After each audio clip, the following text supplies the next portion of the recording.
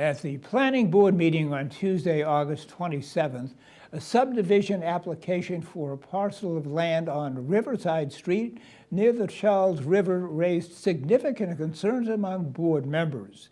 Given the history of flooding in the area, the board is considering stricter stormwater management requirements than those currently mandated by the town's bylaws, as well as conditions aimed at preserving trees. Here's municipal producer Yu Xiaoyuan with the story. The land is located at 40 Highland Avenue and 14 to 16 Riverside Street, currently hosting an auto repair shop and a two-family house with a detached garage. If approved, the subdivision would create 3 lots, one continuing for commercial use, while the other 2 would each accommodate a two-family residence. Prior to the meeting, the planning board received letters from frustrated neighbors, citing long-standing drainage issues that would worsen with the development. They also warned clear-cutting trees and adding more impervious surfaces could exacerbate flooding problems. Many board members echoed these concerns. I would just hate to see an area which is already concerned with stormwater management be in a worse condition after development. I don't know what the solution is, but I'm fairly certain the solution is we don't want to allow all these trees coming down that aren't necessary to come down for the house to be built, and there's some little bit of yard.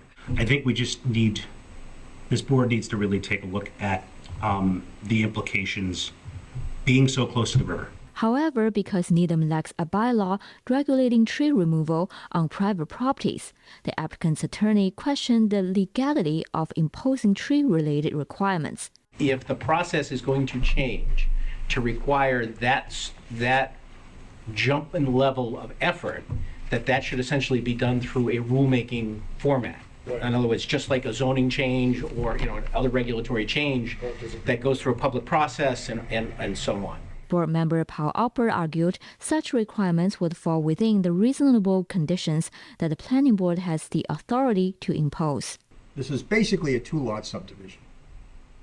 It's basically a 2-lot subdivision. So it's a lot easier. I understand your point if we're talking about a 20-lot subdivision. It would be crazy to try to figure out tree by tree on a 20-lot subdivision. But on a 2-lot subdivision, I think that this is something that this board has to at least discuss whether it's something that we want to do and can do. Board member Adam Block highlighted the town's Stormwater Bylaw Working Group, established in 2023, is seeking regulatory improvements. He expressed concern that the current standards may be insufficient for this area. Although the engineering complies with the current standards, it doesn't mean that the current standards are adequately reflecting current conditions. Block also noted a condo association responsible for 10 units on Riverside Street has conducted its own stormwater study to assess the neighborhood's infrastructure capacity. He recommended both the board and the applicant review the report before proceeding with further discussion. During the public comment period, a representative from the association shared some of the preliminary findings from their study. Each of our units needed under drains in order to properly drain water away from the foundation. There's a bedrock that's pretty close to the bottom of our finished basements that keeps the water table high. And when we have a lot of rain, it can come down from the park at the top of the hill and from the higher elevations on Highland Terrace and impact our units.